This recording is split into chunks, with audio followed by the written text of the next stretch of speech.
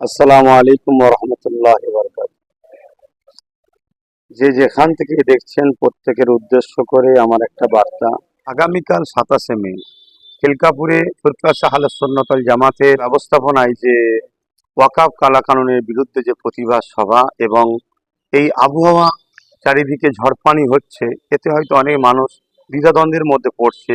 ইতিপূর্বেই কয়েকজন ফোনও করেছে ইতিমধ্যে। মনে রাখবেন একটা কথা, কোনো অবস্থাতেই আমাদের প্রোগ্রাম বন্ধ হচ্ছে না ইনশাল্লাহ। কেন, ঝড় পানি এটা তো স্বাভাবিক হবে, এটা সৃষ্টিকর্তার হুকুম হবে। আর এটাও তো হতে পারে তিনি আমাদেরকে পরীক্ষা নিচ্ছেন।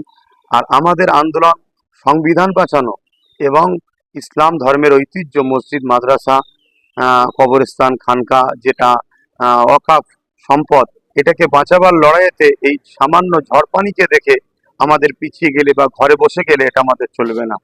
তাই ইনশাল্লাহ কোনোভাবেই আমাদের এই প্রোগ্রাম বন্ধ হচ্ছে না। যাই হোক, ঝড় হোক, পানি হোক, তুফান হোক, ইতিপূর্বে আমরা বহুত প্রোগ্রাম ভিজে ভিজে কাদাতে করেছি। আগামীকাল ওয়াকাফ কালা কানুনের বিরুদ্ধে আমাদের এই প্রতিবাদ সভা অবশ্যই হবে ইনশাল্লাহ।